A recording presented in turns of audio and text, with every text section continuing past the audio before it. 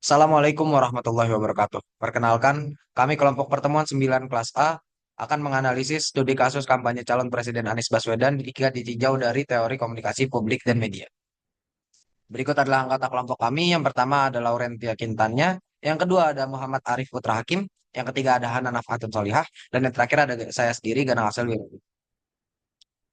Untuk studi kasusnya sendiri, yaitu adalah sebagai berikut. Pada kampanye Pilpres 2024 terbuka di Padang, Sumatera Barat, calon presiden nomor urut 1 Anies Baswedan mengajak masyarakat untuk menjadi penggerak perubahan di tengah situasi negara yang dianggapnya sedang tidak baik-baik saja. Ia berjanji akan mengatasi berbagai masalah pendidik seperti mahalnya biaya hidup, pendidikan dan kelangkaan BBM, serta minimnya lapangan kerja jika menang pada Pilpres 14 Februari 2024. Anies sendiri menyoroti keluhan masyarakat, terutama nelayan yang menghadapi kesulitan dalam mendapatkan BBM bersubsidi serta biaya pendidikan yang tinggi. Target kemenangannya di Sumatera Barat sendiri adalah 80%, meskipun survei menunjukkan elektabilitasnya di bawah Prabowo. Teori publik dan media yang pertama adalah teori retorika. Teori retorika pertama kali ditemukan oleh Aristoteles. Secara etimologis, retorika berasal dari bahasa Yunani, yaitu retorik, yang berarti seni kemampuan berbicara yang dimiliki seseorang. Aristoteles dalam bukunya Retorik mengemukakan pengertian retorika, yaitu kemampuan untuk memilih dan menggunakan bahasa dalam situasi tertentu secara efektif untuk mempersuasi orang lain. Terdapat tiga daya tarik dalam retorika yang antara lain ethos, kredibilitas yang dimiliki pembicara dan digunakan dalam menyampaikan argumen, pathos, daya tarik emosi yang membuat mendengar merasakan apa yang disampaikan oleh pembicara, logos, fakta yang digunakan sebagai bukti logis untuk meyakinkan pendengar. Dalam buku Little John dituliskan bahwa inti tradisi retorika adalah 5 hukum retorika. Yang pertama, penemuan, penggalian atau penemuan ide untuk menyusun suatu argumen relevan yang persuasif. Lalu ada penyusunan, kemampuan pembicara menyampaikan ide dalam bentuk pesan secara terstruktur. Yang ketiga, style atau pemilihan gaya, bahasa, kata-kata yang tepat untuk menyampaikan argumen. Keempat, ada penyampaian yang merupakan penyampaian secara lisan oleh pembicara mencakup komunikasi nonverbal. Lalu memori atau ingatan mengacu pada kemampuan pembicara mengingat isi pesan yang akan disampaikan kepada khalayak. Teori kedua adalah dramatisme. Teori dramatisme atau dramatisme diperkenalkan oleh Kenneth Burke pada awal 1950-an. Teori ini memandang kehidupan manusia sebagai sebuah drama. Asumsi dasar teori ini yang pertama adalah manusia adalah hewan yang menggunakan simbol. Manusia menciptakan simbol, memberi respon, dan memahami keberadaannya melalui simbol. Yang kedua, bahasa dan simbol merupakan hal yang krusial bagi manusia. Manusia menggunakan bahasa dan simbol untuk berkomunikasi dan menciptakan pilihan mereka untuk bertindak. Yang ketiga, manusia memiliki kebebasan untuk memilih. Manusia mempunyai motivasi yang ia sadari dapat mendorongnya untuk bertindak. Teori dramatisme adalah teori retorika baru yang lebih menekankan identifikasi dibanding persuasi.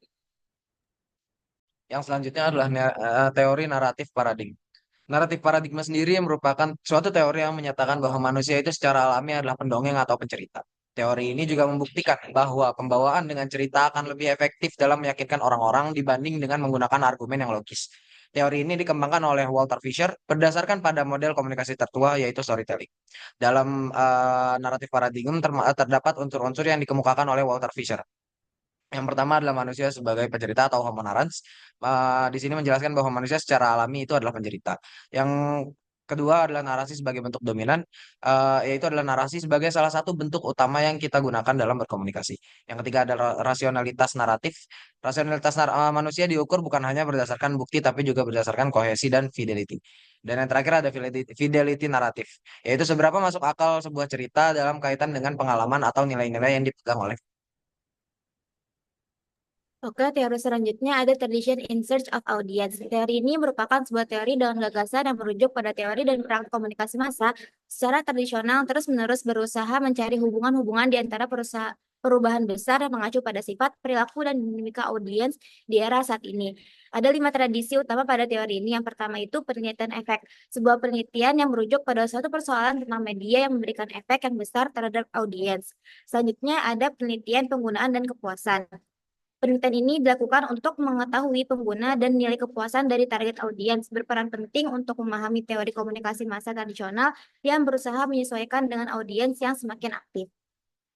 Yang ketiga adalah kritik sastra. Perkembangan seni dan ilmu pengetahuan yang mengarah pada bentuk-bentuk teks dan komunikasi huruf. Nah, ini biasanya digunakan saat ada kajian sastra mengenai teks media. Selanjutnya ada studi budaya, yaitu mempelajari teori-teori komunikasi massa dengan latar belakangi kebudayaan yang terus berkembang di zaman ke zaman. Selanjutnya ada analisis resepsi, mengacu pada studi komunikasi yang merujuk ke audiens dan pemahaman menafsirkan pesan. Selanjutnya ada resisting American hegemony. Teori ini mengacu pada komunikasi media dan publik yang terjadi di AS. Teori ini digunakan untuk melawan pengaruh dominan dari AS di seluruh dunia. Teori ini membahas tentang pengaruh media dan budaya AS dalam peradaban dan perkembangan budaya yang mana akan mengubah nilai lokal yang ada. Ada problematika American hegemony. Yang pertama itu masalah makro dan mikro.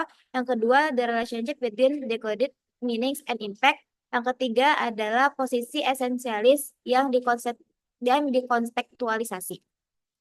Nah, teori ini merupakan pandangan kritis tentang bagaimana media internasional sering digunakan untuk alat kekuasaan global negara-negara seperti Amerika Serikat. Contohnya masukkan nilai-nilai AS di film-film Hollywood.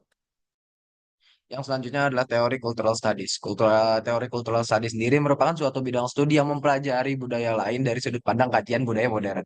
Teori ini baru dikembangkan setelah kehadiran teori historisisme baru. Hal ini yang kemudian menyebabkan teori cultural studies ini dianggap sebagai pecahan daripada teori historisisme baru ini. Teori ini dikembangkan oleh Raymond Williams dan Richard Hogarth karena mereka merasa membutuhkan studi ini. Dan untuk isu utama dan konsep kunci cultural studies itu ada budaya dan kekuasaan. Yang kedua ada hegemoni, yang ketiga ada subkultur, dan yang terakhir ada konsumsi dan produksi budaya. Selanjutnya adalah cultivism analysis atau teori kultivasi. Teori kultivasi atau cultivation theory pertama kali ditemukan oleh George Gardner bersama dengan rekan-rekannya pada tahun 1969. Gardner dan beberapa rekannya kemudian melanjutkan penelitian media massa, khususnya televisi tersebut dengan fokuskan pada dampak media massa dalam kehidupan sehari-hari melalui cultivation analysis. Cultivation analysis atau analisis kultivasi adalah teori yang prediksi dan menjelaskan pembentukan persepsi, pemahaman, dan keyakinan jangka panjang tentang dunia sebagai hasil dari konsumsi pesan media. Dalam buku Richard Weiss edisi 4 halaman 379 terdapat 3 asumsi mengenai hubungan antara dan budaya dalam analisis kultivasi. Di antaranya pertama yaitu televisi pada hakikatnya dan dasarnya berbeda dari media massa lainnya. Yang kedua, televisi membentuk cara berpikir masyarakat kita. Dan yang ketiga yaitu pengaruh televisi itu terbatas.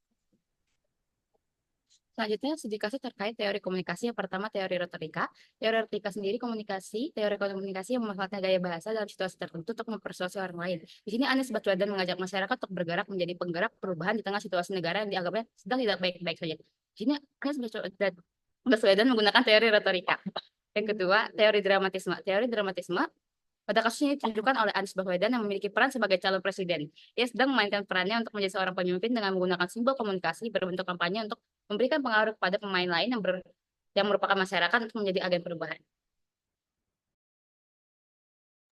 Studi kasus berdasarkan teori selanjutnya ada teori naratif paradigma. Teori naratif paradigma ini menjelaskan bahwa secara alami manusia ini adalah pencerita. Dalam studi kasus tersebut, Anies menarasikan kondisi negara yang sedang tidak baik-baik saja sampai mengajak masyarakat menjadi bagian daripada gerakan perubahan. Narasinya mengenai kondisi negara yang tidak baik-baik saja tersebut didukung narasi pendukung lainnya seperti langkanya BBM, mahalnya biaya hidup, dan lain-lainnya. Selanjutnya ada tradition in search of audience. Teori ini menunjukkan bahwasanya audiens berubah dari pasif menjadi aktif. Nah, ini pada kasus ini ditujukan Anies Baswedan memiliki peran sebagai calon presiden. Kampanye yang dilakukan Anies Baswedan menggunakan pendekatan media untuk menarik dan mengaruhi audiensnya guna menggiring opini kepada kenapa harus memilih Anies sebagai seorang presiden. Selanjutnya ada resisting American hegemony. Nah, pada kasus sekarang ini kayak Anies Baswedan sebagai calon presiden, Anies Baswedan ini sebagai tokoh politik menggunakan media untuk menyampaikan pesannya dalam berkampanye. Kampanye yang dibawakan Anies melingkupi kampanye di media tradisional dan media sosial untuk mengangkat isu-isu yang relevan dengan Indonesia. Kampanye yang dilakukan di mana narasi publik yang disampaikan meliputi kebijakan dan penolakan untuk narasi global yang dominan. Isu kampanye ini dibawakan perhatian identitas nasional dan nilai-nilai lokal untuk dukungan politik. Selanjutnya, teori kultivasi berfokus pada dampak persepsi penonton akan pengaruh media yang ditonton. Pada kasus ini, Anies Baswedan sebagai tokoh politik tentunya menggunakan media massa untuk membentuk citra branding positif di hadapan publik. Dengan begitu, persepsi publik akan berubah seiring citra yang ingin Anies buat dan pilih di media massa tersebut.